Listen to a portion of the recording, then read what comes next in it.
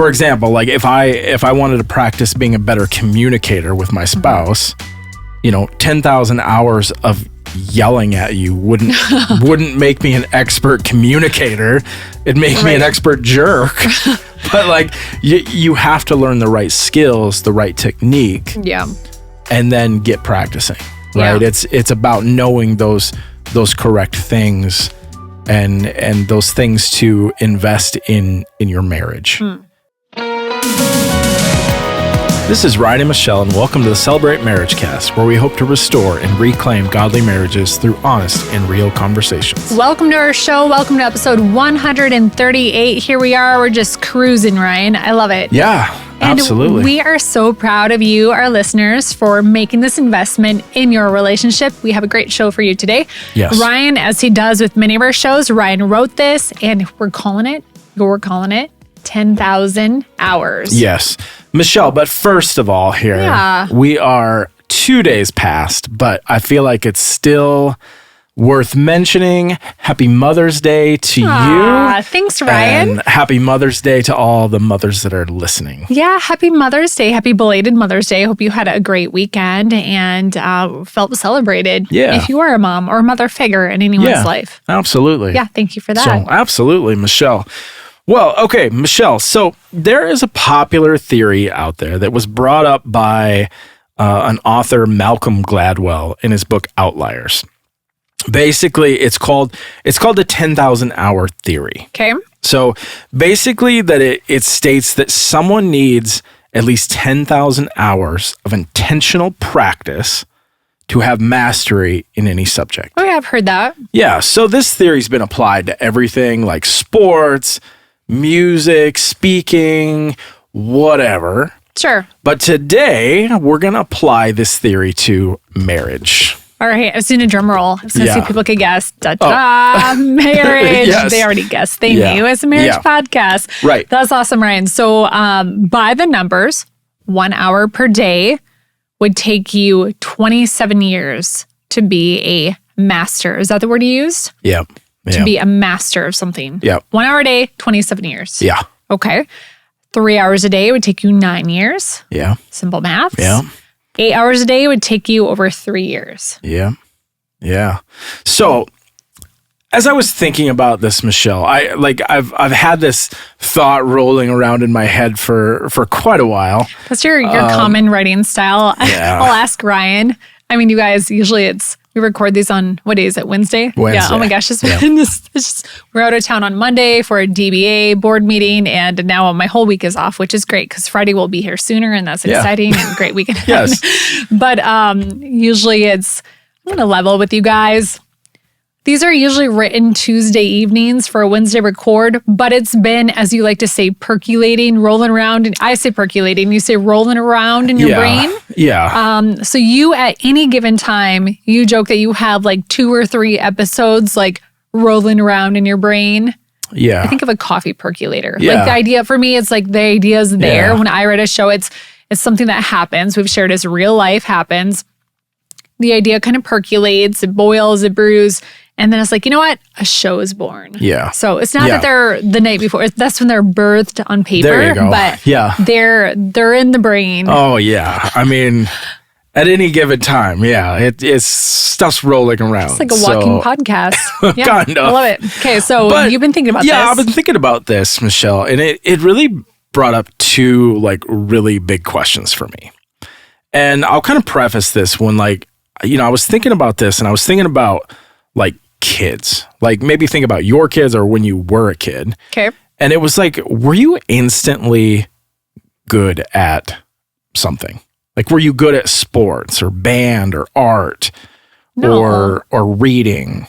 No, like, of course not, right? Yeah. Those baby steps. Yeah. I mean, and like, I was thinking about this even throughout the day here. And I was thinking about like, no child ever comes out of the womb, like reading the Bible. Right? Sure, true. Like, or like an all-star athlete or something. Right. Like, wow. I mean, it takes practice, like reading. Yeah. I mean, I was thinking of this, of just like about our son, and we did this for him when there was a program through our library. Mm-hmm. It was like, was it 1,000 It's 1,000 books? books before kindergarten, and we were so into it. We did it twice. So our son read with us 2,000 books. I mean, Yeah. he didn't read. We read it to him. Right. 2,000 books before kindergarten. Right. You're telling the rest of the story? No, go ahead. He loves to read. Yeah. Like he is so hooked on reading, and he is multiple grade levels ahead. But it's because so let's think about this. 2,000. I mean, it's not like we were spending 20 minutes on each book, but maybe, right? If we read him 2,000 books and each one was, is that where you were going with it? Yeah. Or would that add up to it? Am I doing it right? Yeah. I mean, maybe he was a master on loving to read by the time he got to. Right. No, the math is backwards. Yeah. That would be way less. Yeah. But anyways, we read a lot with him, and he found a love of reading. But it didn't happen overnight. I mean, and you know, like I think about this, we started with picture books, right? Right. And then you build up to a little bit bigger book, and then it's a little bit bigger. And like not just any picture book, it's like the waterproof ones, you know, so they can get slobbered on, the crinkle ones, and then the board book ones, and then the ones that are like you can touch, they have fuzzies, and then slowly you progress. Right. To the level. Right. And then pretty soon you're reading chapter books, and then you're reading big chapter books. You know, it's all about progression. Yeah, that's great. Yeah, good analogy. Yeah. And I think so much about like marriage, like why do we think we should have it figured out right away? Like for some reason we think like we get engaged, we get married, and like we're just gonna live in wedded bliss for the rest of our lives, right? Like we, for whatever reason, we think like we should have this mastery. Right. So you show up at your wedding, and you're like, I am an expert at being a wife. Right. Here I am. Right. I've arrived. Lucky you. Right. You know, but like, so it's so funny when you think about this in that reference, like marriage and. You know, and you look at it sort of like when you look at a child growing, right? Like even walking, they take a step, they fall down. And like you have this progression, and then pretty soon they get really good at it and they're running, you know? But marriage, like for some reason we get so mad and then we want to quit when really we're only progressing. That's good, Ryan. You know, if we're following that 10,000 hour rule, if we go back to that, so 1 hour of intentional time on your marriage, it takes 27 years. And reality check, who is doing an hour of intentional marriage development every day? Yeah, exactly. Monday right. through Sunday. Exactly. Probably not very many people. You know, I mean, I think that's why, like, I can say after 15 years of marriage, like, I feel like we're still figuring things out. You know, I'm still learning about you. You're still learning about me. Yeah. You know, I think like we're constantly getting better. Right. You know, like, oh, yeah, okay, we do like communicate better in this way or whatever. Yeah, I mean, it's understanding like we're still progressing. We're still, you know, learning. We're still taking that intentional time each day to grow. And, you know, I think it's really important to understand. And I think, you know, I mean, obviously, Michelle, like we understand there are reasons, there are big things that happen in life, you know, that would, you know, maybe get in where someone shouldn't be as patient, where someone shouldn't be as patient. Like understand that and encourage you, you know, to walk with a counselor or a pastor on those things. Yeah, that's nice. You sensitive. Do we want to be sensitive to that? Yeah, absolutely. But like, if there's ever a day where you're really frustrated with your spouse, just remember you are progressing, and so is your spouse. You're working towards mastery. Ryan, I love that because I think what it does for me is it gives me a little more patience with you and a little more empathy. And if you think about, you know, parenting a child, I know there are parents out there that get frustrated, you know, with their kids. We all do. But like, I feel like when I look at our son, so many times, I mean, I saw a reel the other day. One of my friends was digging those orb things out of their drain, orbs. And she was like, oh, look, something's in the drain that shouldn't be in there. Oh, they're orbs. I had to take my whole sink drain apart. And I sent her a message and I said, well, if it makes you feel better, we just did that. Yeah. So, but like, I asked Thomas, what happened? He said, well, Mom, I had them in this thing. And then you add water in these little tiny microscopic. I mean, how big are these things, Ryan? They're the size of like a flower seed. And then you add water. You know what I'm talking about, right, you guys? You add water and they get bigger and they're these little pellet things. Yeah. Like get really big. I mean, hundreds times the original size, which is like microscopic. So his jar like exploded and they were rolling down. I saw a couple in our drain, but once I took the clog out or the plug out and I looked, they were like all the way. Yeah. They were filling up our pipes. So Ryan had to take it apart and did that. But I messaged her. I was like, hey, we just had to do that. And she was like, oh, the joys of kids. And I was like, yeah, but I love it. And I do. I mean, there are things that they do, but they're just kids, right? Yeah. Like they don't know. And at one time we didn't know. We were kids. We had to learn. And I really don't think, when I look at Thomas, I know his heart isn't to create more work. He's not maliciously putting these orbs. Is that even how you say them? Yeah, I think so. I think he's not putting these orbs down the drain thinking, you know what? I want Dad to spend the next hour of his life unclogging this drain and unscrewing all the little neck thing of the thing and cleaning it.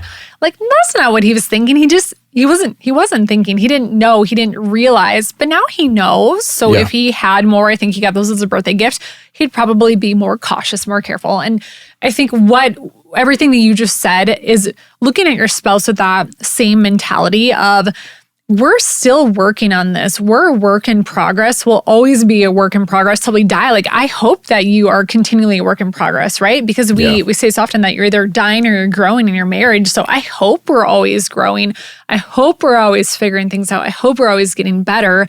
And is having that mindset of we're working on becoming masters of our marriage. And by those numbers that you just shared, could take 27 years and an hour a day. Yeah. So if you're doing half an hour a day of intentional work, it could be your entire life in marriage. Yeah. So looking at you with more empathy that, hey, we just have to fine tune this area. Right. You know what? That's not working. We're not going to put those orbs down the drain. Or, hey, for Ryan, we just need to communicate a little better here. Or the next time we do this, XYZ, because that clearly didn't work. Yeah. Yeah. It's interesting how much patience you have with your children because they don't know. Mm-hmm. They're learning. Yet you don't have that same patience with your spouse when I would say it's the same. Like you're still learning, you're still learning how to be married, how to, learn each other and those things. And I think maybe it's asking yourself, do I think Ryan did this maliciously? Do I think he would have done that maliciously? Did he know better and do it anyways? No. I mean, I think for me, my answer would be no. Now, the examples that Ryan said where maybe you need a counselor to work with you, maybe that would be your route then. Right. But I mean, really at the heart of it, I don't think that you're not out to get me. Yeah. The things that you do when you forget to communicate something or you assume certain things or just forget things, it's not because you're out to get Michelle to make my day crummy. Right. Like that's not what you're thinking when you wake up. Right. Absolutely. Yeah. It's great. Michelle, the other thing that really hit me, you kind of touched on this, but it really, really was eye-opening as we're looking at this 10,000 hours, is truly how much intentional time we spend on our marriage. I would love to sit here and tell you and I think in our heads, we're like, oh yeah, I'm putting 8 hours in a day, like working on marriage. But reality is, I think it's probably a lot less. Yeah. I was thinking about this, how are we supposed to get better at something if you don't practice at it? Yeah, that's a great question, Ryan. And I think, they say the definition of insanity is doing the same thing over and over again and expecting different results. Yeah. But how are you going to get a better marriage if you're not doing the things to get better at it? Here you go, Michelle. I'm gonna give you a line here. If you want to have a better marriage, you have to start doing things to better your marriage. That's a Ryan. There you go. A Ryan O'Connor classic there. Thank you for that. Do you want to say that again? Yeah. If you want to have a better marriage, you have to start doing things to better your marriage. I love it. So what does that look like for us, Ryan, like when you think of the things that we do, I mean, we read a lot of marriage books. A lot of that is for you guys, our listeners.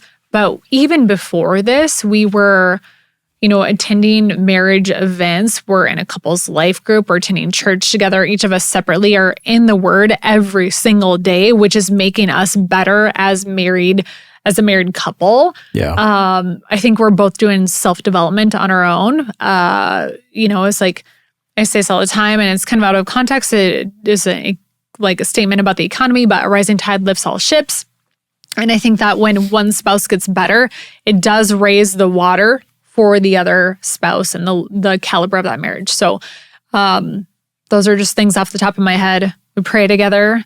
We're really open and honest with our communication with one another. We don't withhold things. We, I would say, have a very intimate style of communication. We say here often, intimacy is into me, you see. So I'm vulnerable with my feelings and thoughts with you, but likewise, you've done a really good job of stepping into that. You're intimate and vulnerable with your feelings and emotions, which is not natural for you. It's right. a work into action.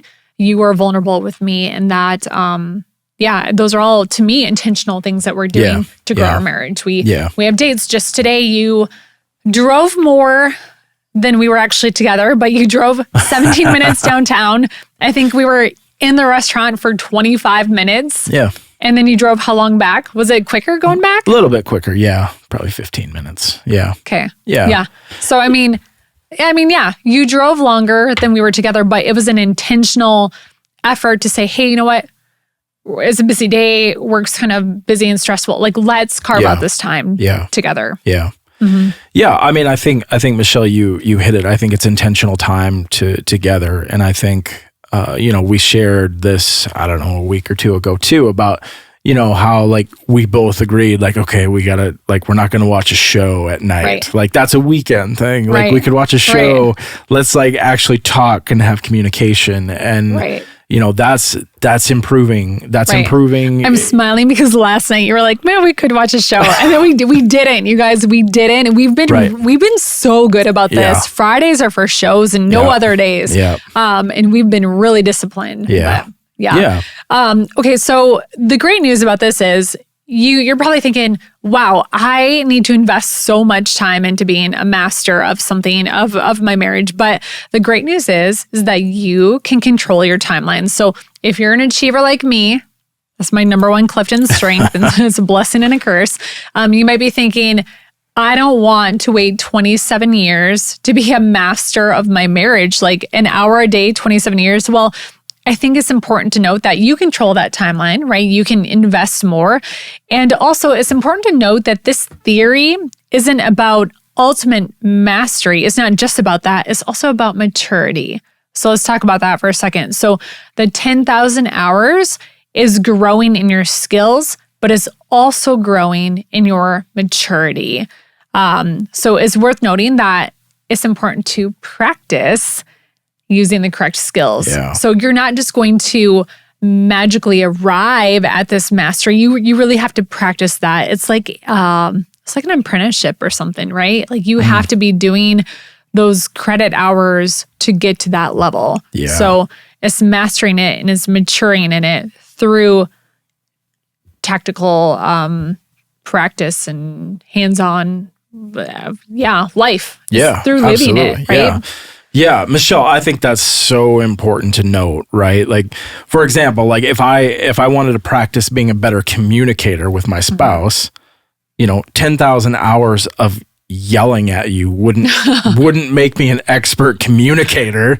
It'd make me an expert jerk. But like you have to learn the right skills, the right technique. Yeah. And then get practicing, right? Yeah. It's about knowing those correct things and those things to invest in your marriage. And those skills to invest in your marriage. And, Michelle, I love that you said it like it's maturity, because I think, I think so often like people want to just quit.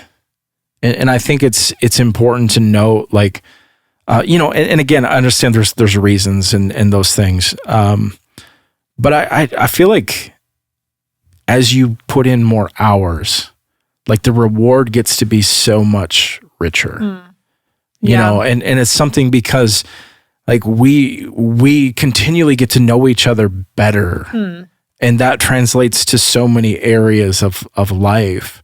And I think it's sort of that practice.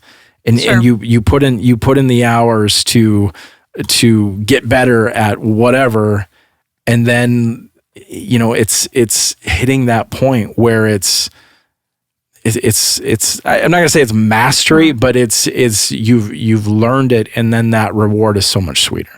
I was just thinking that the reward is so much richer, and you didn't have that on there, but I thought that at the same time too. So, well, first thing that's so good, and I think when if you, our listeners, have ever done anything such as a sport or a skill, or you are a craftsman of any sort, whether that's an artist, or maybe you do woodworking, or you build something, or you've helped to build your home or remodel, it really is satisfying at the end of that big labor of love to think, wow, that was really difficult, but I put in that time. Yeah. And I think that's what you find when you invest in your marriage. That's what we found is that we've been through thick and thin, but it is richer on the other side. You know, they say pressure makes diamonds because it starts out as this ugly lump of like coal-like rock, and then that pressure makes it beautiful. And that is becoming a master in your marriage. That is investing, you know, time after time, hour after hour, date after date, 10,000 hours to being an expert. Yeah. So good, Michelle. I said that they need tactical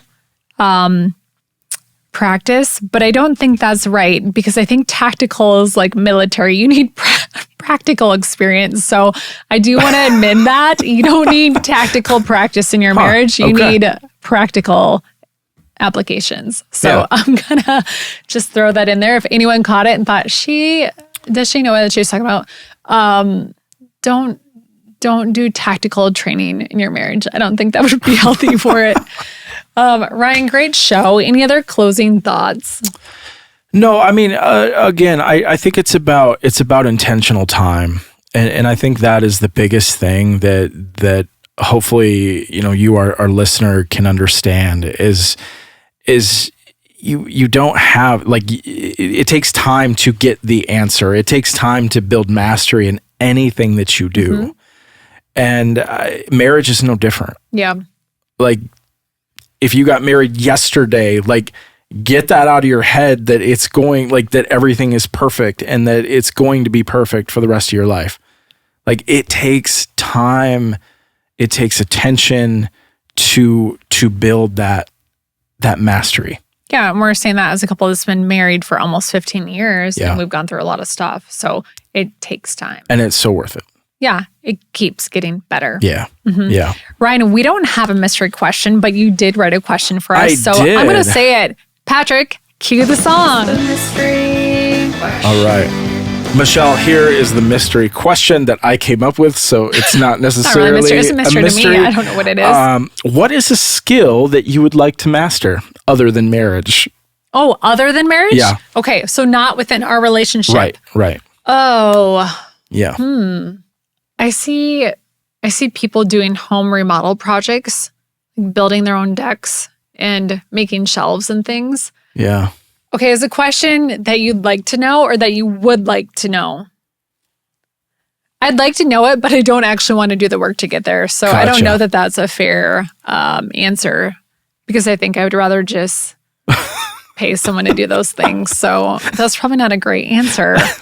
Like, I think that actually ties back into the show, though. You have to want to do the work. Yeah. Like, I think it'd be cool to know that. Yeah. I'd like to be a master. Yeah. But I don't know that I'm willing to put in the 10,000 hours to, like, woodworking to do it. Yeah. I'd like to continue becoming a better, like, athlete with soccer and pickleball. Those are kind of our sports. And I think soccer, foot skills are always great. And it's been fun to practice that as we've coached our son's soccer games. And I think continuing to grow in pickleball. And we did that. We enrolled ourselves in what was it? Like not a club, a league.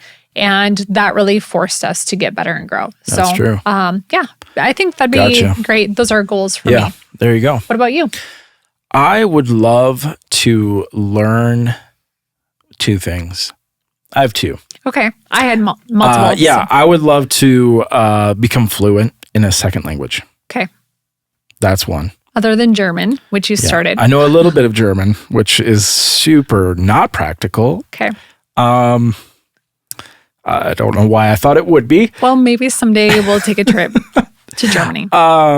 Two, I'd love to learn how to play an instrument. Okay. That would be, I hear that is really good for memory. I know. Yeah. Is that why? Yeah. It's good. It's good for brain health. What instrument? Like a little ukulele or something. A ukulele. Okay. Maybe. I don't know. Okay. I'd like to learn how to play piano. Okay. Is what I'd really like to learn how to do. Yeah. I wonder if adults ever take piano lessons. I would imagine. Chris and Karen would know that. Yeah. Maybe we can take some lessons. Yeah, maybe. Those are two skills that I would love to master. Any of the team. Matthias, talk to someone, see if they'd be willing to give you some lessons. Maybe. Yeah. Maybe. There we go. That's great. Thank you, listeners, for joining us today. We hope that you are inspired to continue to master your marriage through intentionality. We want you to know that we have marriage resources at Celebrate.church/marriage. And also, if you don't have a church home, we would always love to have you at Celebrate. You can find that information at Celebrate.church. Have a great week. Have a great week.